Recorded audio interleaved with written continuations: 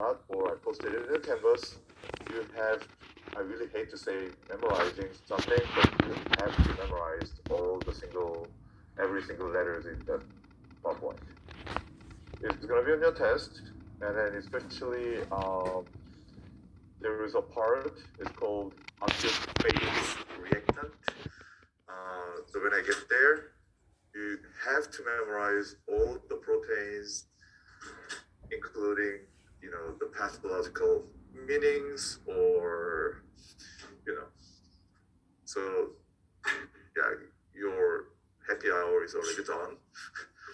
Yeah, it's not that fun stuff from now on. Okay. And then I wanted to do some favor. I didn't start the recording, so I can say it. If you know anybody is in the class 88, and if you have any opportunity, try to help those people. So like I said, teaching someone is sometimes a good way to study the materials. At yesterday, last week, I had a Chem 1 first exam, the 88, and then a Chem 2 first exam, the 87, and then one day I had some heart attack, and then Tuesday I was happy. So I do appreciate your hard working. The grade was good, you guys. But I teach the same materials. Probably I spend more times on the same material for the 88, but it was not that great. I already talked to 88, and then if you can help anybody's in the 88, please do it. And then when you do it, I think it's going to help for you to recall what you studied in the Chem 1, and then it might be good. Right, so today I'm going to talk about protein metabolism. So again, the proteins, we can get it, right?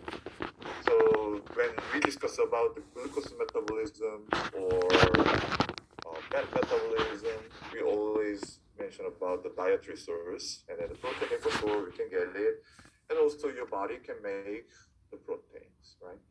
And more specifically, the bodies and from the food, we can get the amino acid, which is the protein building block, right? Are we supposed to have the microphone here? Oh.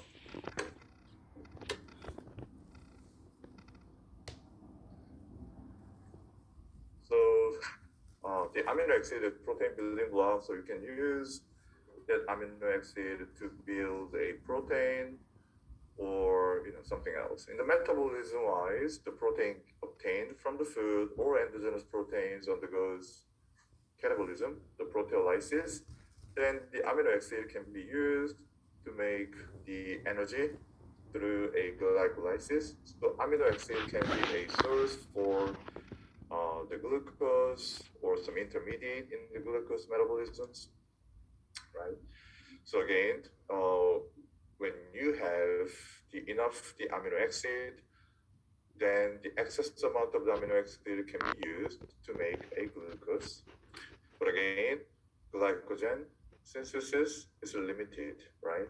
So obviously, if you saturate all the glycogen synthesis part, then the excess amount of the protein also can go to fat synthesis, right?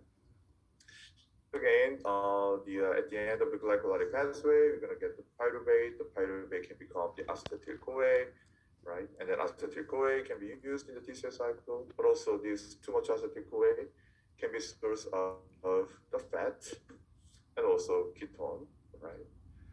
So again, maybe you have a lot of friends or family member who's doing exercise every day, and then they taking the protein powder every day, and then maybe too much.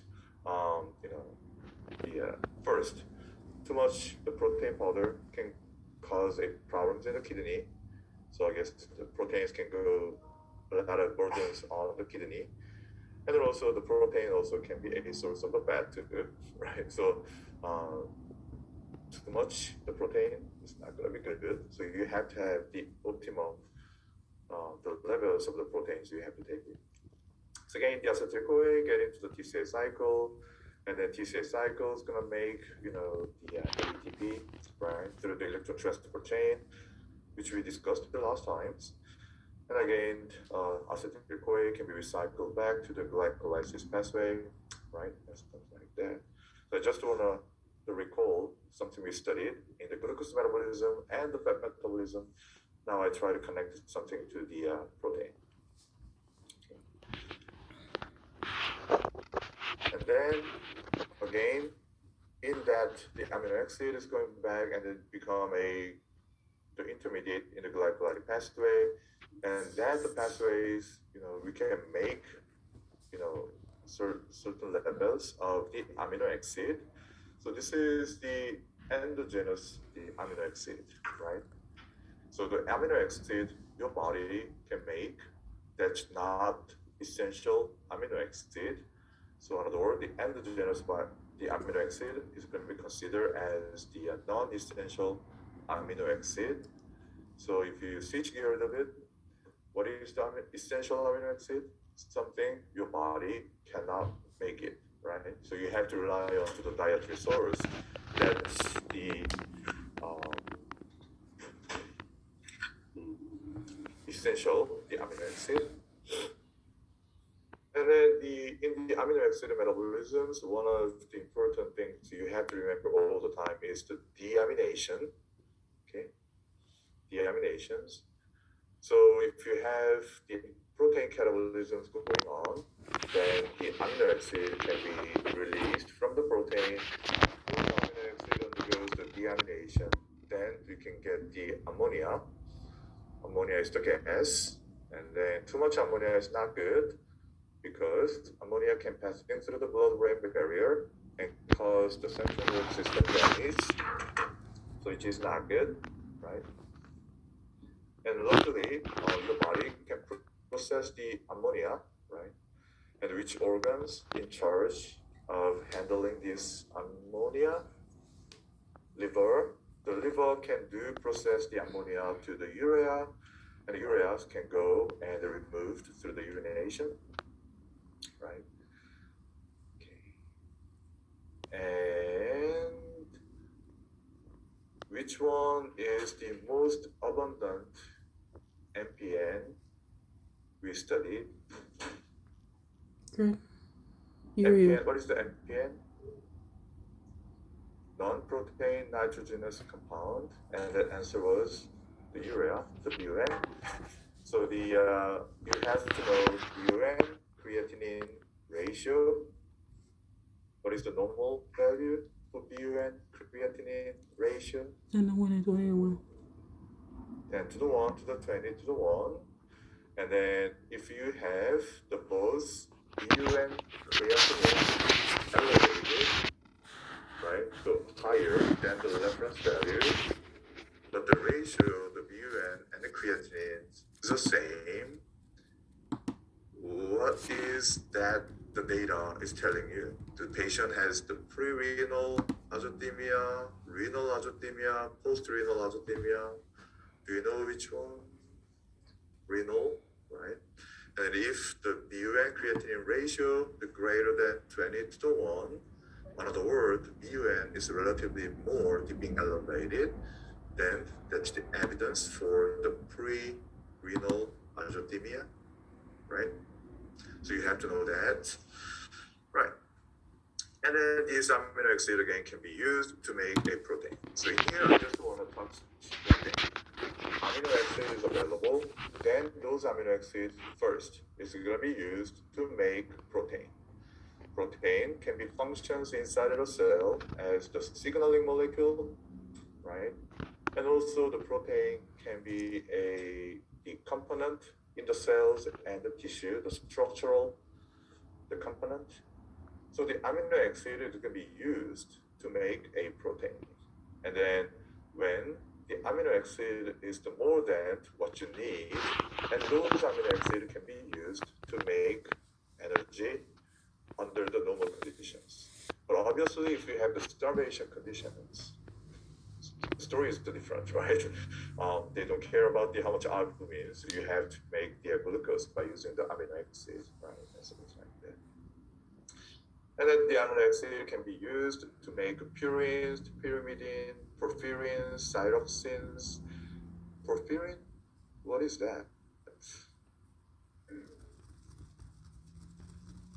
Hemoglobin? Yeah, so the heme synthesis pathways, so we discussed about the porphyrin. So porphyria, that was the pathological conditions. So we discussed about the neurological porphyria and cutaneous porphyria. And the key things you need to remember in that lecture was the structure of the heme. So you have to know the double bond in the heme structure is the alternating pattern, so that the light can be observed in that structure. In other words, the energy can be observed by that structure, and that energy can be used to make the oxygen become the reactive oxygen species, so that the reactive oxygen species can cause the damage on the central nervous systems, but also can damage on the skin, right? So that, Dracula, when they exposed to the sunlight, they said it's going to be melting. That's porphyria. Okay, so we discussed about it, and the cytoxin, which is just thyroid hormone, can be produced based on the amino acid. So we're going to discuss about it later more. The tyrosine is the important amino acid making the thyroid hormone. And then these amino acids also can be used to make a neurotransmitters. Are you guys familiar with the dopamine? So dopamine is the hormones that functionings in like our the related behavior. So so the kind of you have the rat, and then the rat is going to be moving in the maze. And then once the rat learned, okay, if you go this way, they're gonna taste the really sweet, the water, and just go there. It's gonna be really painful, stress go on, and those kind of bored that change the behavior of the rats, and then the dopamine is the actions of the behavior, and the dopamine is one of the neurotransmitters can be used. The amino acid can be used to make it, right? And then this is the summary of the urea cycle. We already went through this one in the Chem 1, so I'm not going to spend a lot of times in here, but I just want to tell you which enzyme is the rate limiting enzymes for this. Yeah, there's a bunch of enzymes, right? You can just check which one is the rate limiting enzymes.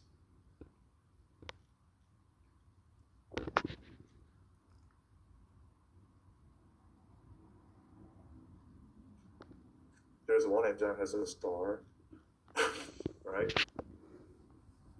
Which is the carbamoyl phosphate synthetase 1, CPS1. That's the rate limiting enzymes. So when you have a lot of ammonia has been produced because of enhanced protein metabolism, then the urea is going to make more the CPS1, the carbamoyl phosphate synthetase 1. Then the urea cycles can be enhanced, and then the more the ammonia can become the urea. Okay. And then the next to the carbamoyl phosphate synthetase, which enzyme seems important? Arginase. So these arginase is the last enzymes in the urea cycle that can make the arginine to the urea. So those are, in my opinion, that's two most important enzymes you have to remember. Okay, so that's the stuff I want to talk as introductions. And then moving on to the amino acid. You guys be expert in the amino acid, right? You know the structures of amino acid, and then you know which one is the essential amino acid, which one is the non-essential amino acid, which one is the neutral amino acid, which one is the acidic amino acid, which is the alkaline amino acid, the base amino acid. I assume you know that one.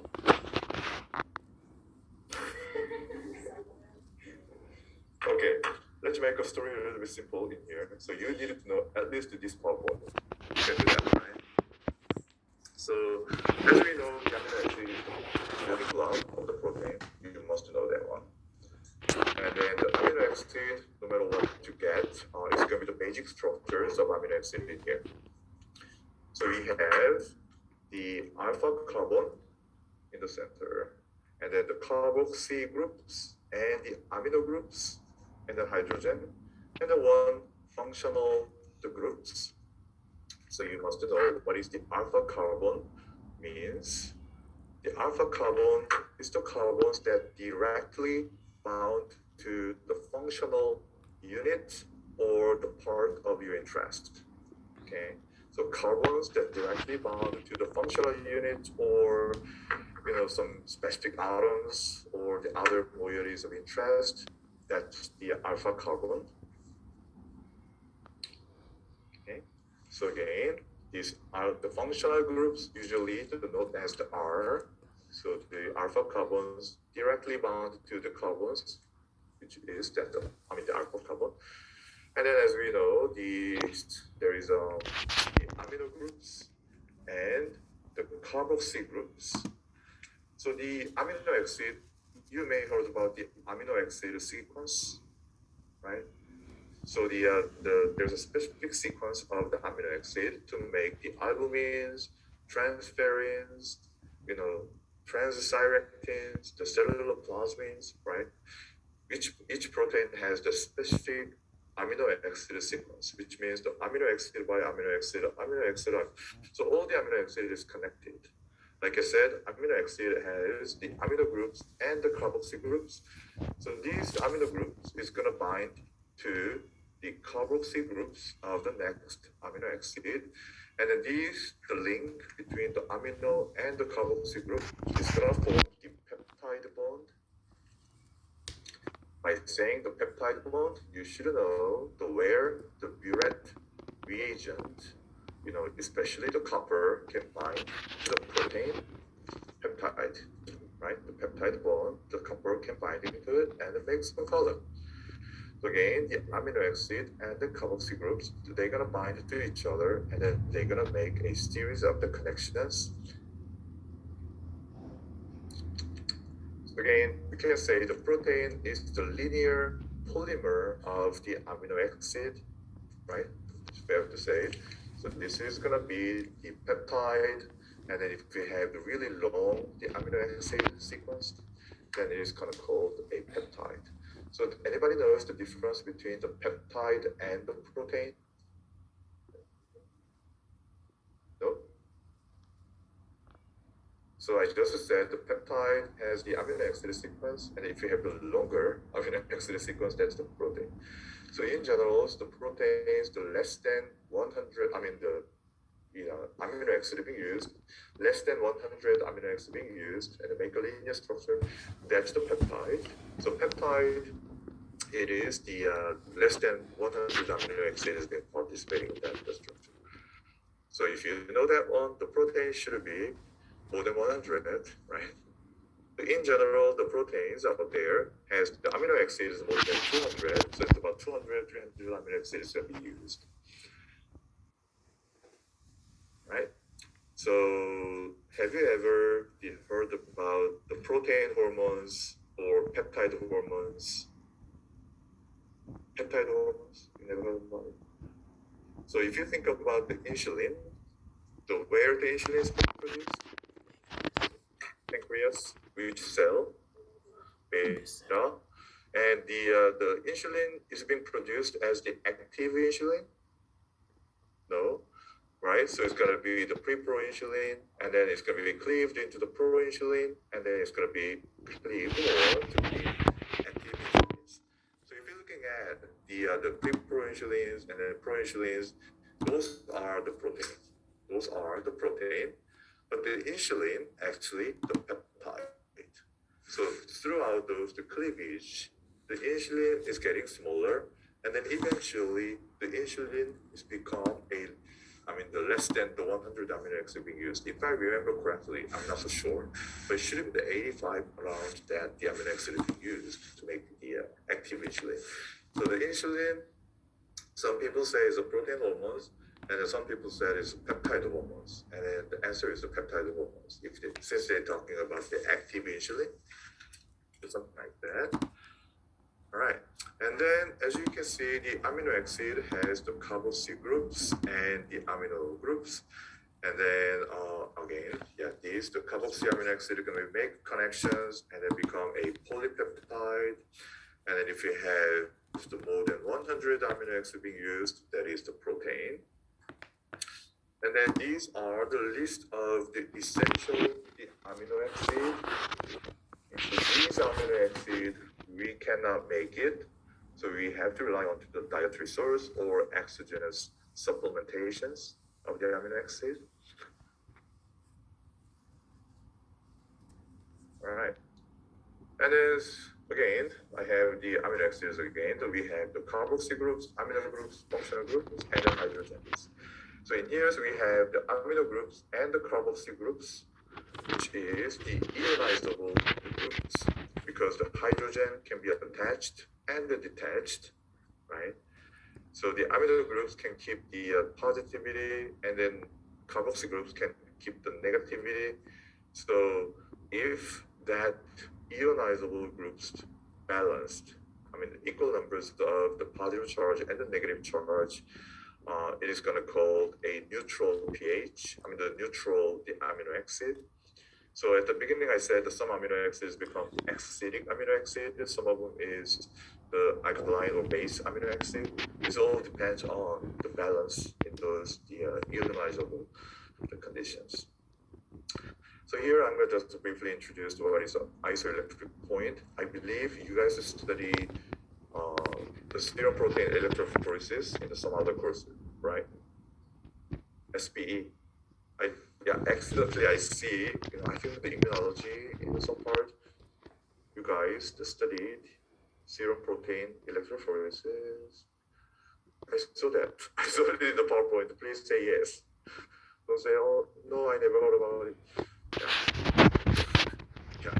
And then, so the isoelectric point, that's actually the point when the proteins become a neutral under a specific buffer environment. So because the protein will migrating in the electrophoresis